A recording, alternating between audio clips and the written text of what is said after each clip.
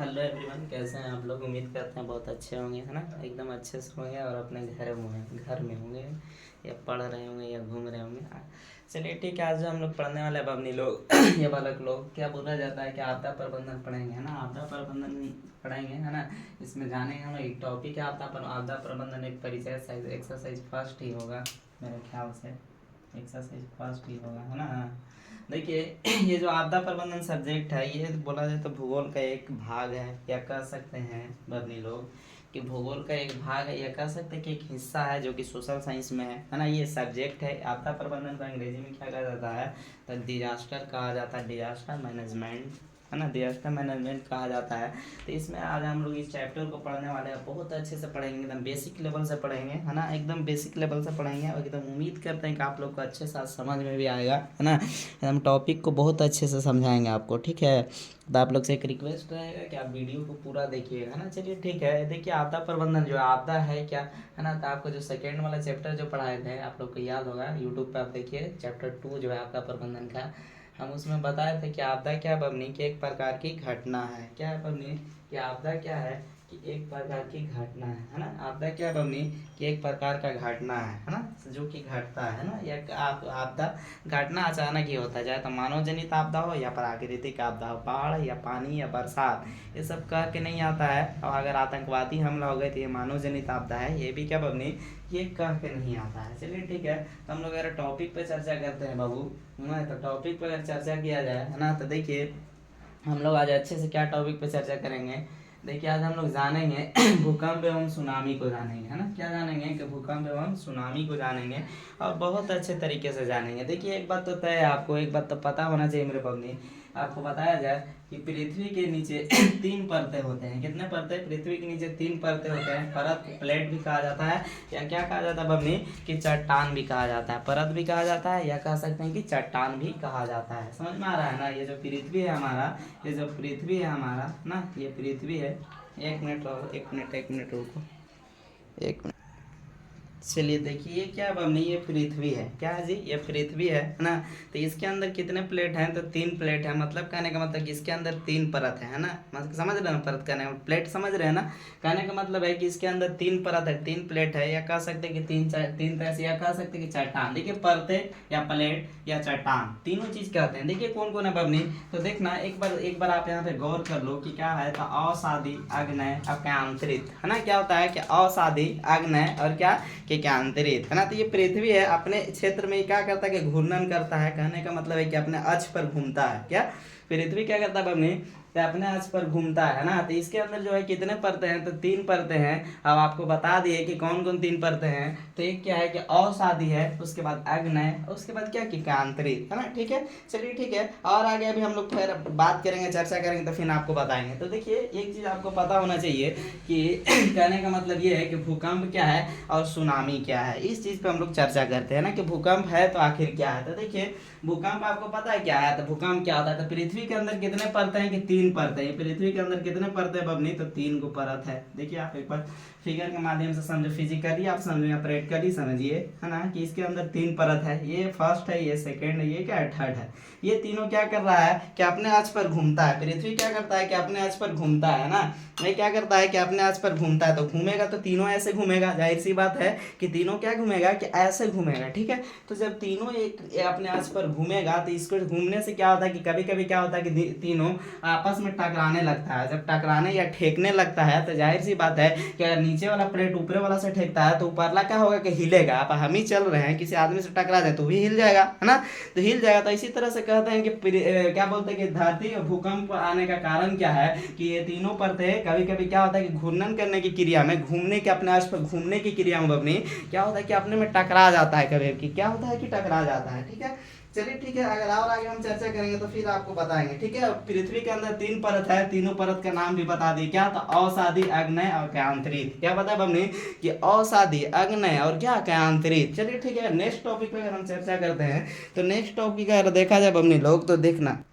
चलिए देखिए हम भूकंप के बारे में आपसे चर्चा कर रहे थे, भूकंप के बारे में, कि भूकंप के बारे में अगर हम चर्चा कर रहे थे, तो देखिए भूकंप क्या नाम है जी बबनी कि भू, है ना, भूकंप। देखिए भू का अर्थ क्या होता है बबनी कि पृथ्वी, है ना। भू का मतलब क्या होता है कि धरातल, ये कह सकते हैं कि पृथ्वी, या कह सकते हैं कि भूमि, ठीक है। और कंप का मतलब क्या होता है कि कंपन, है ना। कंप का मतलब क्या होता है कि कंपन, मतलब कहने का मतलब कि आपस में हिल रहा है, टकरा रहा है, उसी को कहा जाता है कंपन, क्या, ठीक है। तो इसी तरीके से भूकंप आखिर काहे पड़ा नाम, तो भू का मतलब क्या होता है बमनी की पृथ्वी होता है। तो धरती पे जब भूकंप कहाँ आ रहा है तो धरती पे आ रहा है, तो भू का मतलब क्या होता है कि पृथ्वी होता है। कंप का मतलब होता है कि कंपन, क्या होता है जी कि कंपन, क्या होता है कि कंपन, ठीक है। तो भूकंप का मतलब आपको समझा दिया है ना। अगर नेक्स्ट टॉपिक अगर हम चर्चा करते हैं, अगर हम नेक्स्ट टॉपिक पर चर्चा करते हैं तो देखिए, जब भूकंप आता है और समुद्र में क्या आता है कि सुनामी, है ना। धरती पे क्या आता है जी कि भूकंप आता है ना, और समुद्र में क्या आता है कि सुनामी, है ना।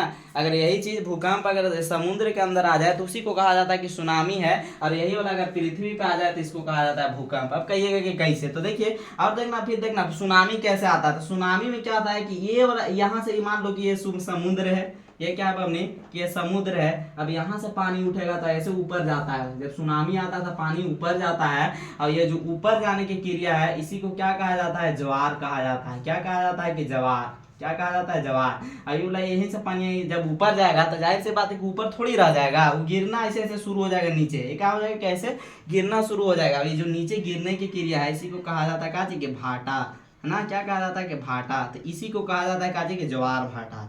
क्या है समुद्र में कि ज्वार भाटा, क्या है कि ज्वार भाटा, है ना। इसी को क्या कहा जाता है कि ज्वार भाटा कहा जाता है। यहाँ तक समझ में आ रहा है आपको कि समुद्र में जब ये कंपन होता है तो सुनामी आ जाता है। समुद्र में जब कंपन होता है, कहने का मतलब जब समुद्र की धरती जब हिलता है, उसका धरातल जब हिलता है, जब समुद्र में यह भूकंप आता है कह सकते हैं, तो क्या आ जाता है कि समुद्र में क्या आ जाता है कि सुनामी आ जाता है। और ऊपर की जो जाने की क्रिया रहता है, जब पानी जब उछलता है, ये क्या है कि पानी उछल गया, ये क्या है जी, ये पानी ऐसे उछल करके ऊपर गया, ऊपर घूम के फिर राउंड से नीचे आता है, तो नीचे आने की क्रिया को क्या कहते हैं कि भाटा कहते हैं, और ऊपर जाने की क्रिया को क्या कहते हैं कि ज्वार कहते हैं। यही है ना, क्या कहते हैं कि ज्वार कहते हैं। समझ में आया। और ये मुख्य रूप से कहाँ आता है, सुनामी कहाँ आता है जी मुख्य रूप से, तो समुद्र में आता है। सुनामी कहाँ आता है, समुद्र में आता है, ना कि नदी में और नहर में नहीं आता है। सुनामी जब आएगा तो समुद्र में आएगा। समझ में आ रहा है ना, समुद्र यानी कि सी, आपको समझ में आ रहा है ना, सी मतलब क्या है कि समुद्र, ठीक है।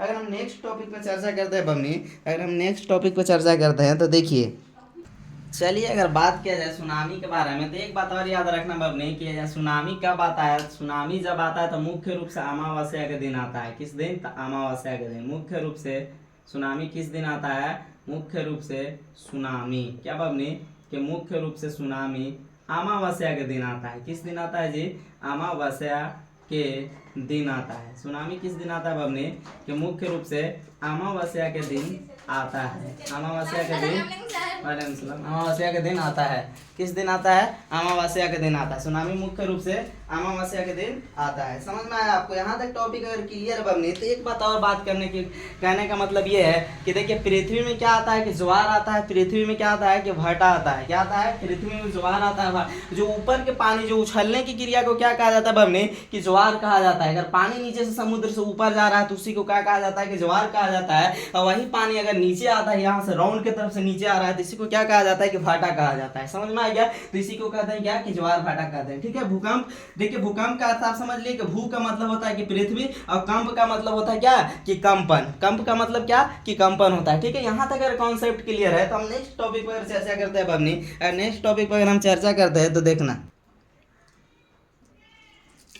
देखिए एक चीज और क्या लाना चाहिए बबनी कि जब भूकंप आता है ना जी, क्या ये वाला भूकंप जब आता है ना, भूकंप है ना, ये जब आता है तो भूकंप आता है तो क्या होता है कि धरती क्या होता है कि हिलना शुरू हो जाता है। क्या होता है कि धरती हिलना शुरू हो जाता है। मतलब कहने का मतलब ये है कि धरती में कंपन शुरू हो जाता है। और जब भूकंप आता है तो इसमें सबसे ज्यादा किसका नुकसान होता है, तो भूकंप आने से क्या होता है बमनी कि बिल्डिंग को गिरना होता है, घरों का नुकसान होता है। मतलब कहने का मतलब ये है जी कि बिल्डिंग गिरता है, ठीक है, बिल्डिंग गिरेगा, ठीक है। आसपास के क्षेत्रों में अगर सड़क है तो उसको भी नुकसान पहुंच जाएगा, अगर सड़क है तो उसको भी नुकसान पहुंच जाएगा, है ना।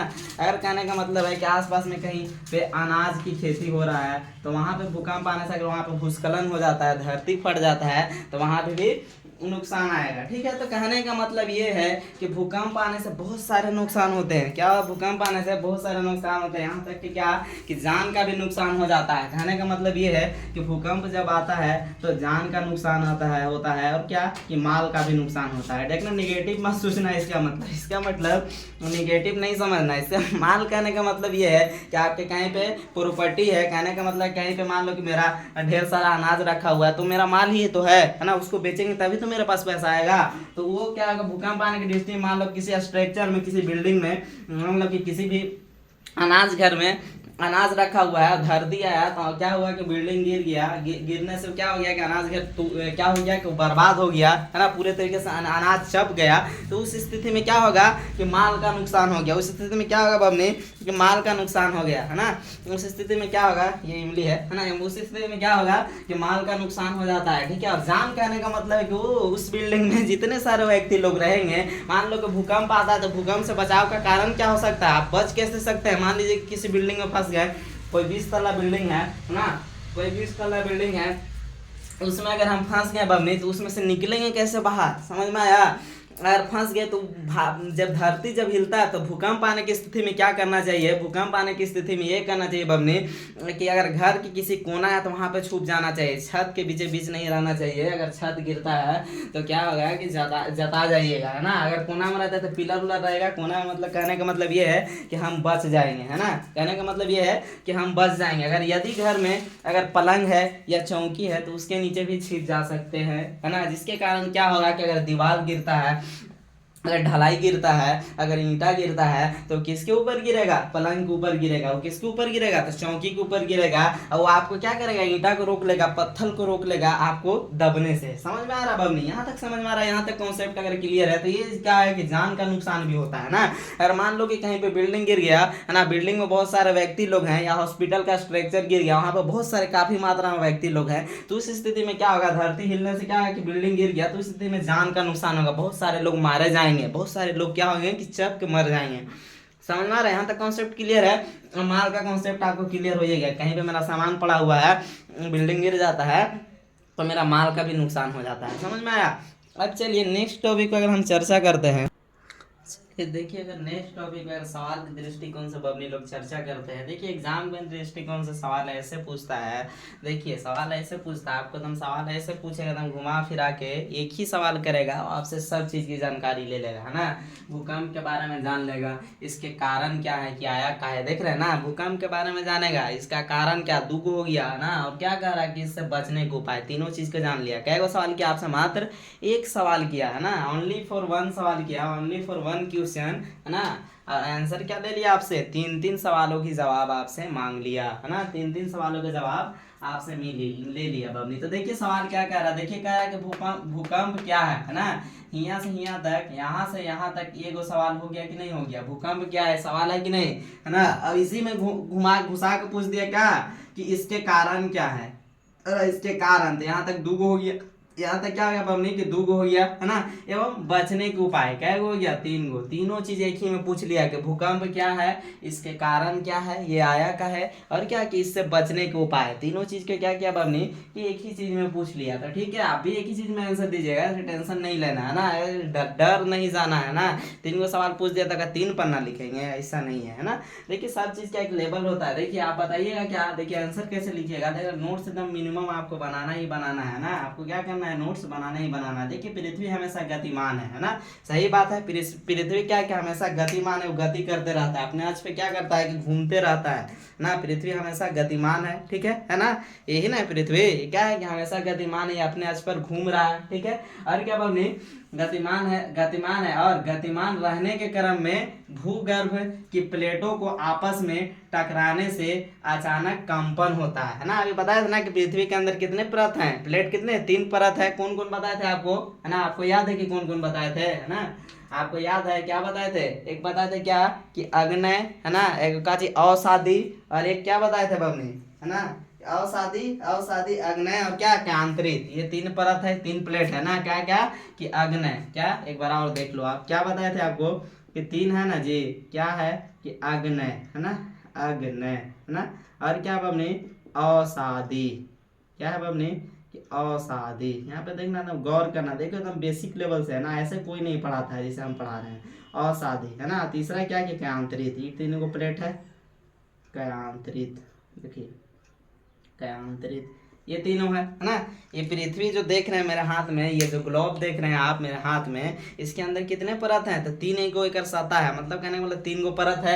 कौन कौन? तो अग्नय, असादी और कौन एगो? कयांतरित। ये तीनों है ना। तो वही चीज हम यहाँ पे आपको आंसर में देना है। देखिए जो सोशल साइंस हो या हिस्ट्री हो, किसी भी चीज को अगर लिखने का क्रम है तो उसको समझा जाता है, समझ के खुद से लिख दिया जाता है। ये नहीं कि एकदम जैसे गैस पेपर में वैसे थोड़ी लिखल जाता है। गैस पेपर में तो बड़ा बड़ा दे देगा तो इसे लिखिएगा, वैसा नहीं है ना। समझ में आया? हम कह रहे हैं ये कि आप अपने से लिख सकते हैं अगर आप समझ सकते हैं। तो देखिए कह रहा है कि पृथ्वी हमेशा गतिमान है। क्या है? पृथ्वी हमेशा गतिमान है, अपने जगह पर क्या करता है बाबू? कि घूमता है ना, गतिमान है। और गतिमान रहने के क्रम में भूगर्भ की प्लेटों को आपस में टकराना, अचानक कंपन होती है ना। तो क्या होगा कि प्लेट अगर टकराएगा आपस में, है ना, तीनों प्लेट है ना जी, ये तीनों प्लेट है ना, ये 3 गो प्लेट है, मान लो ये 3 गो है अपना आज पे, यहाँ पे ये सेंटर पे ये तीनों घूम रहा है, ऐसे ऐसे घूम रहा है, गोले गोले घूम रहा है, और ये टकराएगा तो अचानक क्या होगा? कंपन होगा। अचानक क्या होगा? कि हिलने लगेगा, है ना।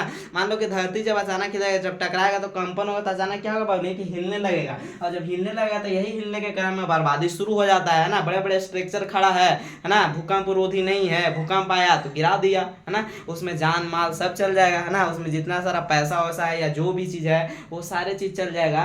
उसमें जो व्यक्ति है अगर बचने एकदम तेज आ गया, भूकंप एकदम तेज आएगा तो उस क्रम में क्या होगा कि वो आदमी भी जान से जाएगा। तो कहने का मतलब कि जान का भी नुकसान हो गया, माल का भी नुकसान हो गया। चलिए ठीक है, यहाँ पे देखो, है ना, अचानक कंपन होती है उसे ही भूकंप कहते हैं। क्या होता है कि पृथ्वी के अंदर अचानक कंपन होती है, धरती अचानक हिलता है तो कंपन होती है। हिलने की क्रिया को क्या कहते हैं? कंपन का मतलब होता है कि हिलना, है ना। कंपन का मतलब क्या है? कि हिलना, है ना। कंपन कहने का मतलब ये है कि धरती अचानक हिल रहा है ना, तो हिलने की क्रिया, है ना, हिलने की क्रिया को ही कंपन कहते हैं ना, हिलने की क्रिया। समझ में आ रहा है कि धरती अगर अचानक हिलेगा तो कंपन होगा। पृथ्वी पे जितने सारे जीव जंतु, बिल्डिंग, गाड़ी घोड़ा, जितना चीज रहेगा उस सब क्या होगा उस क्रम में कि हिलना शुरू हो जाएगा। और ज्यादा अगर तबाही के हिसाब से आता है, ज्यादा तेज आता है अगर भूकंप, या ज्यादा तेज चक्रवात आता है, या ज्यादा तेज तूफान आता है बमनी, तो उस क्रम में बहुत सारी चीजों को नुकसान हो जाता है ना।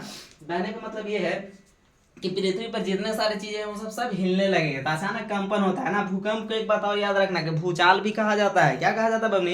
कि भूचाल भी कहा जाता है। देखिए, है ना, टकराने से अचानक कंपन होती है उसे भूकंप कहते हैं, या भूचाल भी कहा जाता है। क्या कहा जाता है? या भूचाल भी कहा जाता है। यह एक प्रकार के प्राकृतिक आपदा है। भूकंप क्या है बमनी? तो प्राकृतिक आपदा है। हम आपको चैप्टर नंबर 2 समझाए थे, यूट्यूब पे वीडियो अभी भी है।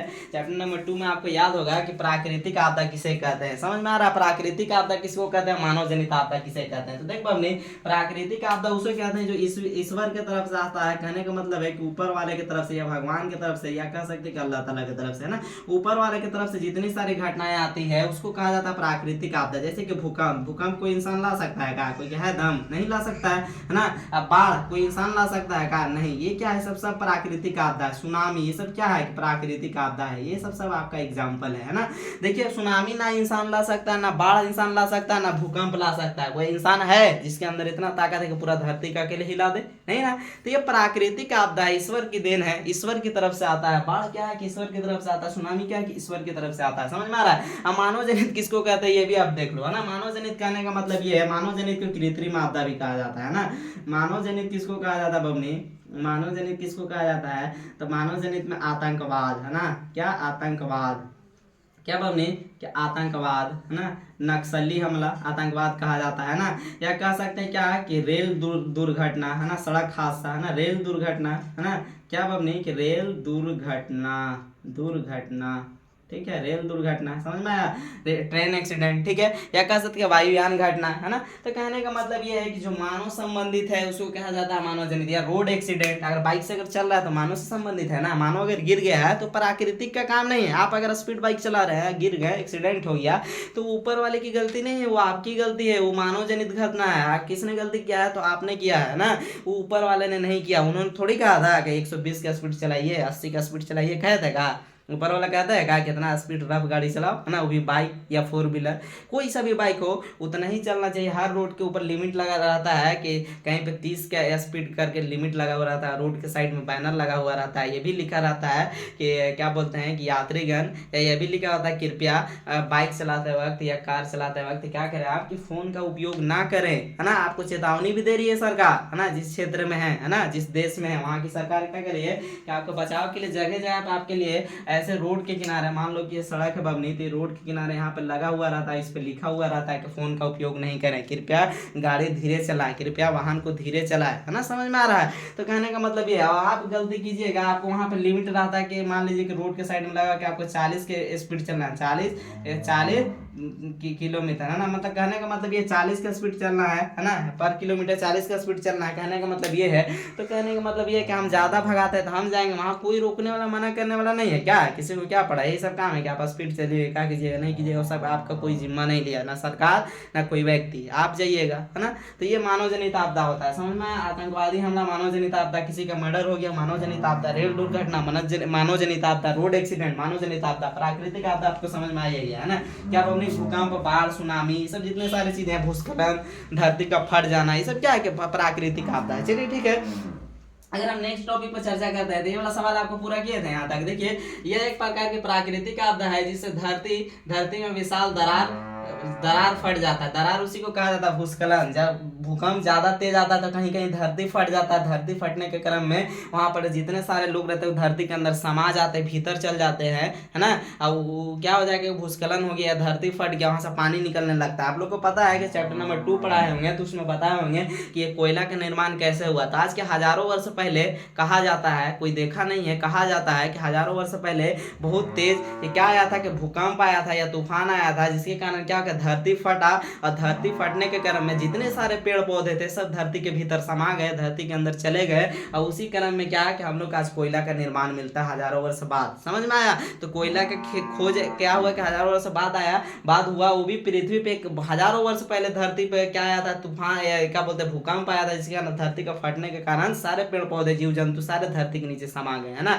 पेट्रोलियम का कैसे निर्माण हुआ, तो समुद्री जीव जितने सारे होते हैं वो सारे जीव क्या होते हैं समुद्र के धरातल में मर करके नीचे जो बैठ जाते हैं और वो धरती के अंदर समा जाते हैं, उसी के कारण पेट्रोल का निर्माण होता है। किसका, पेट्रोल या डीजल का निर्माण होता है। समझ में आया। अब यहाँ तक कि पेट्रोल या डीजल का निर्माण होता है। तो इतनी सारी चीजें आपको समझ में आ रहा है। तो यह एक प्राकृतिक आपदा है जिससे धरती में विशाल दरार फट जाता है और इसके आने से घर, इमारत, पुल, सड़क सब टूट जाता है और इसमें अपार जान माल की क्षति होती है। भारत में सबसे पहले भूकंप आया 1934 ईस्वी में आया था। कब आया था? अगर आपसे कोई ऑब्जेक्टिव पूछे कि भारत में सबसे पहले भूकंप कब आया था, तो 1934 ईस्वी में सबसे पहले भारत में भूकंप आया था आपके देश में। ठीक है, ये सिलेबस के अनुसार, ठीक है ना, सिलेबस के अनुसार अब कहा भी जाता है। ठीक है, इतनी सारी चीजें आपको समझ में आ रहा है। एक चीज आपको इमारत नहीं समझ में आता। देखिए घर, इमारत किसको कहा जाता है, बड़े बड़े बिल्डिंग को इमारत कहा जाता है ना। बड़े बड़े बिल्डिंग को क्या कहा जाता है, इमारत। और मिनिमम जो घर है हम लोग का, जैसा 1 तल्ला 2 तल्ला, वो सब क्या है कि घर है। और बड़े बड़े बिल्डिंग को क्या कहा जाता है कि इमारत कहा जाता है। बिल्डिंग को अंग्रेजी में बिल्डिंग कहा जाता है, हिंदी में क्या कहा जाता है, बबनी, इमारत कहा जाता है। यहाँ तक समझ में आ रहा है। और सड़क का मतलब कि रोड, है ना। रोड को क्या कहा जाता है कि सड़क कहा जाता है ना, या राह कहते हैं हम लोग, है ना। तो राह या सड़क या रोड, ठीक है, इतना सारी चीजें। रोड तो खैर अंग्रेजी है वर्ड, है ना। और देखिए टूट जाता है ना, हाँ, तो सही से जाहिर सी बात है कि धरती जब हिलता है तो धरती पर जितने सारे चीजें वहाँ पे तबाही मचना शुरू हो जाता है। सड़क रहेगा तो वो टूट जाएगा, घर रहेगा तो वो टूट फूट के गिर जाएगा। अब अगर यही धरती फट गया तो धरती के अंदर जितने सारे वहाँ पास आदमी लोग हैं, आसपास के लोग, पेड़ पौधे, सारे धरती के भीतर समा जाएंगे। समझ में आया। यहाँ तक कॉन्सेप्ट क्लियर है। ठीक है, अगर नेक्स्ट टॉपिक देखना, देखो नोट्स आपको बना लेना। देखिए आप कैसे नोट्स बनाइएगा। देखिए तो आपका सवाल हो गया ब्लैक पेन से, यहाँ से ब्लू से आप आंसर लिखना कि पृथ्वी हमेशा गतिमान है और गतिमान रहने के क्रम में भूगर्भ की प्लेटों को आपस में टकराने से जो अचानक कंपन होती है उसे ही भूकंप कहते हैं या भूचाल भी कहा जाता है। भूकंप कहते हैं या बबनी भूचाल भी कहा जाता है। यह एक प्रकार की प्राकृतिक आपदा है जिससे धरती में विशाल दरार फट जाता है और इसके आने से घर, इमारत, पुल, सड़क सब टूट जाता है और इसमें अपार जान माल की क्षति होती है। एक बात आप लोग के यहाँ पे मन में खटक रहा होगा कि सर जी, गुरु जी, अपार का मतलब क्या होता है? अपार का मतलब होता है कि ढेर सारा, है ना। जब अगर पृथ्वी पर अगर बाढ़ आता है तो ढेर सारा अपार जान माल की क्षति होता है। धरती फट जाता है तो अपार जान माल की क्षति होता है। धरती हिलता है तो अपार जान माल की क्षति होता है। मतलब कहने के ढेर सारे मात्रा में बर्बादी होता है। अपार के मतलब कि ढेर सारा। ठीक है, यहाँ तक कॉन्सेप्ट क्लियर है। अपार जान माल की क्षति होती है। उसके बाद पैराग्राफ चेंज करके इतना सा लिख देंगे कि भारत में सबसे पहले भूकंप 1934 ईस्वी में आया था। यहाँ तक कॉन्सेप्ट क्लियर है। तो इसमें से भी ऑब्जेक्टिव बनाया जा सकता है। ये वाला सवाल जो देखना, ये वीवीआई मोस्ट वीवीआई क्वेश्चन है आपका। ये क्या बनी कि मोस्ट वीवीआई क्वेश्चन है। समझ में आया? आप कहिएगा कैसे, आपसे कोई पूछता है कि भारत में भूकंप कब आया था? 1934 ईस्वी में, है ना। ठीक है, यहाँ तक कॉन्सेप्ट क्लियर है। अगर हम नेक्स्ट टॉपिक पर चर्चा करते हैं तो एक नेक्स्ट टॉपिक हम लोग देखते हैं। चलिए देखिए बबनी, अगर नेक्स्ट टॉपिक पर बात करते हैं तो देखिए, एक बात याद रखना है कि भूकंप को 5 जोन में बांटा गया है। क्या बबनी? कि भूकंपीय क्षेत्र को 5 जोन में बांटा गया है। मतलब कहने का मतलब ये है कि 5 भाग में बांटा गया है। भूकंप को क्या किया गया बबनी? कि 5 जोन में बांटा गया है। देखिए आपको हम बता रहे हैं कौन कौन सा जोन में। देखिए पहली बात तो भूकंपीय क्षेत्र को क्या जोन में बांटा गया है? तो 5 जोन में बांटा गया है। पहला जोन है, जो फर्स्ट जो जोन है ना, पहला जो भाग है उसमें रखा गया है दक्षिणी पठार के क्षेत्र। यहाँ भूकंप ना के बराबर आता है ना। कहने का मतलब ये है बमनी कि जो पहला जोन है ना जी, दक्षिणी पठार के क्षेत्र, यहाँ भूकंप ना के बराबर आता है। कहने का मतलब ये है बमनी कि यहाँ भूकंप आएबे नहीं करता है, या कहिए कि ना के बराबर आता है। जैसे कि मरुस्थल क्षेत्रों में पानी ना के बराबर होता है। मतलब कहने का मतलब कि पानी होता ही नहीं है, वो कभी कभार हो गया, मतलब कि ना के बराबर। तो ये जो दक्षिणी पठार का क्षेत्र है ना जी, यहाँ भूकंप ना के बराबर आता है। ठीक है, उसके बाद जोन सेकेंड है, जो दूसरा भाग है, उसमें रखा गया है पर्यायद्वीपीय भारत के तटीय क्षेत्र। पर्यायद्वीपीय भारत के तटीय क्षेत्र को रखा गया है। यहाँ भी भूकंप उतना नहीं आता है। ठीक है, उसके बाद देखिए जोन 3 है ना, जोन 3 है, जोन 3 है ना, जोन 3 है, जिसमें राजस्थान, उत्तरी गुजरात, गंगा सिंधु का मैदान। ठीक है, देखिए राजस्थान, उत्तरी गुजरात और गंगा सिंधु का मैदान। ठीक है, उसके बाद जोन 4 है ना, जोन 4 है, जिसमें है जोन 4 है, जिसका पश्चिमी बंगाल का उत्तरी भाग, असम घाटी, है ना। ये सब क्षेत्र थोड़ा सा भूकंप प्रभावित है। पश्चिमी बंगाल, उत्तरी भाग और असम घाटी। देखिए अब जोन 5 सबसे खतरनाक है, सबसे ज्यादा यही आता है गुजरात के कच्छ प्रदेश, जम्मू कश्मीर और क्या कि हिमाचल प्रदेश। जोन 5 आप देख रहे हैं ना। एक बात याद रखना है कि आपको नोट्स है जो अच्छे से बनाना है। क्या करना है आपको? कि नोट्स बहुत अच्छे से बनाना है। समझ में आया? सबसे विनाशकारी भूकंप यही आता है ना। अगर आपसे एग्जाम में सवाल पूछ दे कि सबसे बबनी क्या बालक, सबसे विनाशकारी भूकंप, क्या बबनी कि सबसे विनाशकारी भूकंप, क्या बबनी कि सबसे विनाशकारी भूकंप कहाँ आता है ना, कहाँ आता है। ठीक है, कहाँ आता है? भारत में भूकंप को 5 जोन में बांटा गया है ना। कहाँ आता है? अभी हम जस्ट बता रहे थे, है ना। ये जोन 5 है, इसमें सबसे तेज भूकंप आता है। किसमें? तो जोन 5 में, है ना। जोन 5 में सबसे तेज भूकंप आता है। और सबसे कम किस में आता है? क्या अब हमने अगर पूछ दे कि सबसे कम सवाल, सबसे कम, सब वीवीआई ऑब्जेक्टिव क्वेश्चन है, सबसे कम भूकंप कहाँ आता है? सबसे कम भूकंप कहाँ आता है? सबसे कम भूकंप जो आता है जोन 1 में आता है। किसमें बबनी? जोन 1 में सबसे कम आता है, ना के बराबर आता है। सबसे ज्यादा कहाँ आता है? तो जोन 5 में आता है। तो मैंने कहने का मतलब ये है बबनी, है ना, कॉन्सेप्ट ये क्लियर करने का मतलब ये है, आपको ये बता दें कि कॉन्सेप्ट क्लियर करने का ये मतलब है कि जो जैसे है उतना करीब है भूकंप के। समझ में आया? ये जोन 1 जो है, ये जोन 1 में ना के बराबर भूकंप आता है। वो वाला क्षेत्र को दक्षिणी पठार क्षेत्र में रखा, दक्षिणी पठार क्षेत्र है जिसको जोन 1 में रखा गया। आप कहिएगा गुरुजी कि ये जोन कौन सी है? आप बार बार कह रहे हैं कि जोन कौन सी है। जोन जो है इसको बांटा गया भाग का नाम है जोन 1, 2, 3, है ना। समझ में आया? ना। जोन फर्स्ट सेकेंड थर्ड तो 5 तक भारत में बांटा गया है, 5 जोनों में बांटा गया भूकंप को, है ना। तो जोन जो पहला है ना, तो जोन जो पहला दक्षिणी पठार का क्षेत्र है, यहाँ भूकंप ना के बराबर आता है। कहने का मतलब वो ऐसे क्षेत्र को जोन पहला में रखा गया है जहाँ भूकंप क्या होता है बबनी कि ना के बराबर आता है, वहाँ आता ही नहीं है, समझ में आया। और जोन सेकेंड में वहाँ रखा गया उसको जहाँ पे आता है मतलब उतना नहीं आता, जैसे कि प्रायद्वीपीय भारत के तटीय क्षेत्र, प्रायद्वीपीय भारत के तटीय क्षेत्र। और जोन सेकेंड में ऐसा रखा गया जो इससे ज्यादा इसमें आता है उसको जोन 3 में रखा गया है, जैसे कि राजस्थान, उत्तरी गुजरात, गंगा सिंधु का मैदान, समझ में आ रहा है, ये सब कॉन्सेप्ट क्लियर है। अगर जोन 5 की बात किया जाए तो पश्चिमी बंगाल का उत्तरी भाग, असम घाटी, है ना। जोन 4 है ये, क्या जोन 4 है, पश्चिमी बंगाल का उत्तरी भाग, असम घाटी, ये सब जो क्षेत्र है ये क्या होता है कि जोन 3 से 4 में जाता आता है, समझ में आया। तो 4 देखिए सब भाग को बनाया गया है एक दृष्टिकोण से कि जो क्षेत्र में ज्यादा भूकंप आता है, जैसे कि मान लो कि जो जोन 3 से मान लो कि पश्चिमी बंगाल में कम आता है तो उसको जोन ज्यादा आता है तो उसको जोन 4 में रखा गया, समझ में आ रहा है हम कहना क्या चाहते हैं। जोन 5 में सबसे ज्यादा आता है तो उसमें किसको रखा गया कि गुजरात के कच्छ प्रदेश, जम्मू कश्मीर और हिमाचल प्रदेश, समझ में आया। एक सवाल बनता है एग्जाम के दृष्टिकोण से क्या बबनी कि सबसे विनाशकारी भूकंप कहाँ आता है। अगर आपसे पूछा जाए कि सबसे विनाशकारी भूकंप कहाँ आता है तो आप बताइएगा कि जोन 5 में आता है ना। और जोन 5 में कौन सा है, तो जोन 5 में कौन कौन सा है, गुजरात के कच्छ प्रदेश है, जम्मू कश्मीर है बबनी, और क्या है कि हिमाचल प्रदेश, समझ में आ रहा है। यहाँ तक कॉन्सेप्ट क्लियर है आपका कि ये जो सबसे विनाशकारी भूकंप जोन 5 में आता है, और सबसे कम भूकंप कहाँ आता है तो जोन 1 में आता है। जोन 1 में कौन सा क्षेत्र आता है बबनी, तो दक्षिणी पठार के क्षेत्र, यहाँ कम भूकंप आता है, ना के बराबर आता है। यहाँ तक कॉन्सेप्ट अगर क्लियर है तो हम नेक्स्ट टॉपिक को बात करते हैं। एक चीज आप याद रख लेना कि सब सारे चीजों को आपको नोट्स बनाना है। और एक बात और आपको क्या बता दिए कि भूकंप को क्या, भूकंपीय क्षेत्र को 5 जोन में बांटा गया है। भूकंपीय क्षेत्र को कई जोन में बांटा गया, 5 जोन में। पहला जोन में क्या है, दक्षिणी पठार का क्षेत्र, यहाँ भूकंप ना के बराबर आता है, ठीक है। और जोन सेकेंड में कौन है कि प्रायद्वीपीय भारत के तटीय क्षेत्र। और जोन 3 जो है उसमें क्या है कि राजस्थान का उत्तरी गुजरात का गंगा सिंधु का मैदान। जोन 4 जो है ना, जोन 4 है ना, उसमें क्या है कि पश्चिम बंगाल का उत्तरी भाग का असम घाटी है। जोन 5 जो है बबनी उसमें क्या है आपका कि गुजरात का कच्छ प्रदेश, जम्मू कश्मीर और हिमाचल प्रदेश, समझ में आ रहा है। यहाँ तक कॉन्सेप्ट क्लियर है बबनी। तो अगर हम नेक्स्ट टॉपिक पर अगर चर्चा करते हैं तो बस बने रहिए, आप लोग बता रहे हैं आप।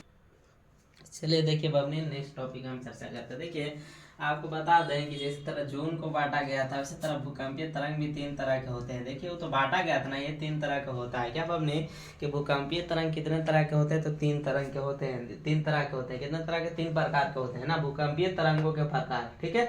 देखिए पहला होता है प्राथमिक तरंग, जिसको हम लोग अंग्रेजी में कहते हैं पी तरंग, है ना। इसका संकेत क्या होता है कि पी, है ना, पी तरंग, है ना। प्राथमिक तरंग को क्या कहा जाता है, पी तरंग। और द्वितीयक तरंग को क्या कहा जाता है बबनी, तो एस तरंग कहा जाता है। तृतीयक तरंग को क्या कहा जाता है, एल तरंग कहा जाता है। क्या कहा जाता है, एल तरंग। मतलब कहने का मतलब पी एस एल, समझ आ रहा है। तरंग 3 तरह के हैं, कौन कौन, तो पी प्रकार कितने तरंग के, 3 प्रकार हैं, पी एस एल, ठीक है, समझ में आ रहा है। कॉन्सेप्ट क्लियर है। प्राथमिक तरंग को पी कहा जाता है, द्वितीय तरंग को एस कहा जाता है, तृतीय तरंग को क्या कहा जाता है, एल कहा जाता है। चलिए ठीक है, इसके बारे में कुछ हम लोग जानते हैं। देखिए डैश करके यहाँ पे लिख दिए बढ़िया से। आप लोग से बस एक ही रिक्वेस्ट रहता है अब नहीं कि आप लोग नोट्स को जो है कि अच्छे तरीके से बनाएंगे, ठीक है। देखिए पी तरंग है ना, तो पी तरंग इसे प्राथमिक तरंग भी कहा जाता है। पी तरंग को क्या कहा जाता है, प्राथमिक तरंग भी कहा जाता है, जिसकी गति 8 किलोमीटर प्रति सेकंड होती है। 8 km प्रति एस, मतलब कहने का मतलब 8 किलोमीटर प्रति सेकंड होता है ना। अगर ये पी तरंग अगर आता है तो इसकी गति कितना होता है, इसकी जो रफ्तार होता है बबनी, रफ्तार जो होता है ये कितना होता है, तो 8 किलोमीटर प्रति सेकंड। 1 सेकंड में 8 किलोमीटर रफ्तार से पार हो जाएगा, समझ में आया। 8 किलो दूरी तय कर लेगा, समझ में आ रहा। यह तरंग ठोस और द्रव दोनों में उत्पन्न होता है। यह क्या होता है कि यह तरंग जो है कि ठोस में भी रहता है और द्रव में रहता है, दोनों में उत्पन्न होता है पी तरंग, समझ में आया था। कॉन्सेप्ट क्लियर है। और जो सेकंड वाला आपका है जिसका नाम है द्वितीय तरंग, उसको क्या कहा जाता है, एस तरंग। तो यहाँ पे डैश करके लिख दिए एस तरंग। यह द्वितीय तरंग होती है, एस तरंग यह द्वितीय तरंग होती है जो सिर्फ ठोस में उत्पन्न होता है। ये एस तरंग जो है बबनी किस में उत्पन्न होता है, समझ में आ रहा है, किस में उत्पन्न होता है, तो ये सिर्फ ठोस में उत्पन्न होता है ना। द्वितीय तरंग जो है जिसको कहा जाता है एस तरंग, ये केवल ठोस में उत्पन्न होता है ना। उसके बाद आपका कॉन्सेप्ट जो है कि एल तरंग, क्या है बबनी कि एल तरंग। लास्ट वाला का नाम है एल तरंग, इसको कहा जाता है तृतीयक तरंग भी, है ना। तो यह दीर्घ तरंग है, यह क्या है कि दीर्घ तरंग है, मतलब कहने का मतलब बड़ा तरंग है ना। यह दीर्घ का मतलब होता है कि बड़ा, यह दीर्घ तरंग है, यह दीर्घ तरंग होता है जो ठोस, द्रव और गैस तीनों में उत्पन्न होता है। ये जो है ना एल तरंग, ये अपनी ठोस में भी उत्पन्न हो जाता है, द्रव में भी उत्पन्न हो जाता है और गैस में भी उत्पन्न हो जाता है, इसीलिए इसको क्या कहा जाता है कि दीर्घ तरंग कहा जाता है। यहाँ तक आपको टॉपिक कॉन्सेप्ट अगर क्लियर है बबली, तो ये आपको बता दिए भूकंपीय तरंगों के प्रकार। आप देख सकते हैं प्राथमिक तरंग को पी कहा जाता है, द्वितीय को इस तरंग कहा जाता है, तृतीय के एल। बाकी आपका कॉन्सेप्ट इसके नीचे है ना, आप लोग चाहो तो लिख सकते हो, नोट्स बना लो, है ना। चाहो कि आपको लिखना ही है, काम ही देगा, ठीक है। नेक्स्ट टॉपिक पे हम बात करते हैं। देख बबनी, एक बात और देखना है, देखिए भूकंप मापने, देखना भूकंप मापने वाली जो आपको बताया जाता है कि भूकंप को किस यंत्र से मापा जाता है, तो आपको बताया होगा कि रिएक्टर स्केल से। लेकिन इसमें कई सारे चीजें जो है जो कि आपको एकदम बेसिक लेवल से जानना है, पूरा क्या है, इसको आपको पूरा टॉपिक और पूरा कॉन्सेप्ट को समझना है। देखिए भूकंप मापना ना, भूकंप का मापन सिस्मोग्राफ, भूकंप का मापन सिस्मोग्राफ से, दो बार ग्राफ लिया, सॉरी, भूकंप का मापन सिस्मोग्राफ से, जबकि भूकंपीय तरंगों का अध्ययन करना सिस्मोलॉजी कहलाता है ना। देखिए भूकंप का मापन सिस्मोग्राफ, है ना, जबकि क्या पबनी की जबकि भूकंपीय तरंगों का अध्ययन करना सिस्मोलॉजी कहलाता है। समझ में आ रहा है हम क्या कह रहे हैं, आपको कहना क्या चाहते हैं। भूकंप का मापन समझ में आ रहा है, मापन के कहने का मतलब है कि मापन कहने का मतलब है कि क्या कहलाता है, मापन जब होता है तो उसको कहा जाता है सिस्मोग्राफ। क्या कहा जाता है बबनी कि सिस्मोग्राफ, उसका मापन जब किया जाता है उसको कहा जाता है सिस्मोग्राफ, ठीक है। समझ में आया। उसी का अध्ययन का मतलब होता है किसी चीज को स्टडी करना, पढ़ना। समझ में आ रहा है, अध्ययन का मतलब क्या होता है, किसी चीज का स्टडी करना या पढ़ना। अध्ययन का मतलब क्या होता है, किसी चीज को स्टडी करना या पढ़ना, तो अध्ययन करना सिस्मोलॉजी कहलाता है, ठीक है। उसके बाद कह रहा है कि भूकंप की, देखिए यहाँ पे भूकंप की तीव्रता रिएक्टर स्केल से किया जाता है। भूकंप की जो तीव्रता को नापा जाता है कि कितना स्पीड में आया, उसको क्या किया जाता है कि रिएक्टर स्केल से मापा जाता है। कहिएगा कि रिएक्टर स्केल कैसा होता है सर, तो ऐसा रिएक्टर स्केल नहीं होता है। रिएक्टर स्केल अगर आप सर्च करते हैं यूट्यूब पे, गूगल पे आप सर्च करो तो इस तरह का होता है। यहाँ पे एक ऐसे तरह ऐसा होता है, और क्या होता है कि जमीन के अंदर इसको क्या कर दिया जाता है कि गाड़ दिया जाता है, दबा दिया जाता है, गड्ढा खून के डाला जाता है। और जब धरती जब हिलता है, जब भूकंप आता है, तो ये क्या करता है, कितना तेज से आकर के हिला है उसको तुरंत माप लेता है ना, तुरंत क्या करता है उसको माप लेता है। समझ में आ रहा है, यहाँ तक कॉन्सेप्ट क्लियर है ना। तो यहाँ तक क्या बोलते हैं, भूकंप की तीव्रता रिएक्टर स्केल से किया जाता है ना, जिसका आविष्कार अमेरिका के वैज्ञानिक रिएक्टर ने 1935 ईस्वी में किया था, है ना। रिएक्टर, है ना, अमेरिका के वैज्ञानिक थे जिसका नाम था रिएक्टर, जिन्होंने 1935 ईस्वी में इसका आविष्कार किया। आप कहिएगा कि रिएक्टर स्केल इसका नाम क्या रखा गया, तो इसका खोज जो किया था उसका नाम था रिएक्टर। जो वैज्ञानिक खोज किया था उसका नाम था रिएक्टर। और ये जो मापने आया था, मापने वाली चीज को स्केल कहा जाता है, तो रिएक्टर स्केल पड़ गया। मान लो कि आपका नाम है गोलू या कुछ भी नाम हो, है ना, मान लो कि किसी का नाम है रोहित, है ना, अगर वो वैज्ञानिक है, उसने अगर खोज कर दिया तो रोहित स्केल कहलाएगा। तो इसी तरह अमेरिका के वैज्ञानिक है, इसका नाम था रिएक्टर, उसने खोज किया तो उसी के नाम पे क्या पड़ गया कि रिएक्टर स्केल नाम पड़ गया। समझ में आया, यहाँ तक कॉन्सेप्ट क्लियर है।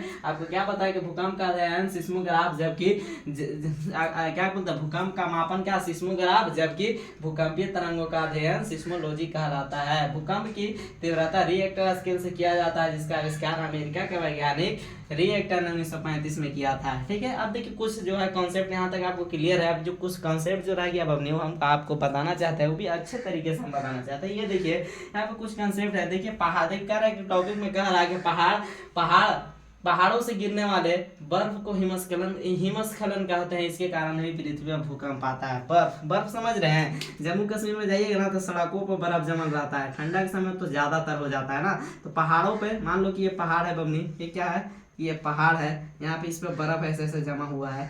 और ये जब सूर्य का प्रकाश जब पड़ता है तो ये कहा था कि पिघलना शुरू हो जाता है, ये टूटना शुरू हो जाता है। टूटने के कारण में क्या होगा बबनी कि पहाड़ से नीचे सड़क पे आ जाएगा, धरती पे आ जाएगा। इसके कारण भी कहा जाता है कि पृथ्वी पर धरती या भूकंप आने की संभावना बनी रहती है। समझ में आ रहा है, कुछ कॉन्सेप्ट ये थे, है ना। और कुछ देखिए एक पर्यावरण की धरती या बर्फ जब पिघलता है तो कहाँ गिरेगा कि धरती पर ही गिरेगा। समझ में आया। उसके बाद नेक्स्ट टॉपिक नेक्स्ट कॉन्सेप्ट का बात करते हैं, तो बस देखते रहो बस। चलिए देखिए, अगर आप कुछ टॉपिक पे हम चर्चा करते हैं तो देखिए ये कुछ जो उपाय हैं जो आने का कारण है, प्रमुख कारण जो है ना, उपाय भी बताएं। देखिए प्रमुख कारण क्या क्या हो सकता है, तो ज्वालामुखी भी हो सकता है, हिमस्खलन भी हो जाएगा, जिसके कारण क्या होगा कि धरती फटेगा, कंपन होगा, धरती हिलेगा। तो कई सारे कारण हो सकते हैं, ज्वालामुखी, हिमस्खलन। हिमस्खलन समझ रहे हैं? हिमस्खलन कहने का मतलब ये है कि हिमस्खलन उसको कहा जाता है जैसे कि बर्फ के पहाड़ जो है उस पर बर्फ जो जमा होता है, बर्फ को ही क्या कहा जाता है बबनी, कि हिम कहा जाता है। बर्फ को क्या कहा जाता है? हिम कहा जाता है। क्या कि बर्फ को क्या कहा जाता है बबनी? तो हिम कहा जाता है ना। और ये जब टूटना शुरू हो जाता है, टूट करके फैलना शुरू हो जाता है, तो एकरे कहा जाता है काजी कि हिमस्खलन हो गया। क्या हो गया बबनी? कि हिमस्खलन हो गया। कहने का मतलब ये है कि किसी पहाड़ पे अगर बर्फ जमा है, अगर वो पिघलना, टूटना, बहना शुरू हो गया तो उसी को क्या कहा जाता है? कि हिमस्खलन कहा जाता है। ऐसे कई सारे कारण हो सकते हैं। उसके बाद क्या रहा है कि पृथ्वी के प्लेटों को आपस में टकराना, है ना। अभी आपको हम बताया था कि पृथ्वी के अंदर कितने प्लेट हैं, तो 3 प्लेट हैं, और तीनों परतें अगर आपस में टकराना शुरू हो जाएगा तो धरती क्या होगा कि हिलना शुरू हो जाएगा, कंपन शुरू हो जाएगा। ठीक है, तो ये सब है ना। प्रमुख कारण क्या है? तो ज्वालामुखी, हिमस्खलन, पृथ्वी के प्लेटों को आपस में टकराना। अब प्रमुख उपाय के बारे में बात करते हैं तो खुले मैदान में चले जाना चाहिए। उसके बाद क्या कि घर के कोनों में छिप जाना चाहिए। ठीक है, खुले मैदान में चले जाना चाहिए। उसके बाद क्या कि घर के कोनों में छिप जाना चाहिए, है ना। अगर भूकंप आया तो आप क्या कीजिए कि खुले मैदान में चल जाइए। अगर घर में तो बाहर निकल के कहाँ चले जाइए कि खुले मैदान में चले जाइए, है ना। या तो फिर क्या कीजिए बबनी, या तो फिर क्या कीजिए आप कि घर के कोनों में छिप जाइए, है ना। मान लो कि घर है कोई, ठीक है, चरखुट घर होता है तो घर के कोना में छिप जाइए, ना कि आप सेंटर में बीच पंखा के सामने मत खड़ा रहिए।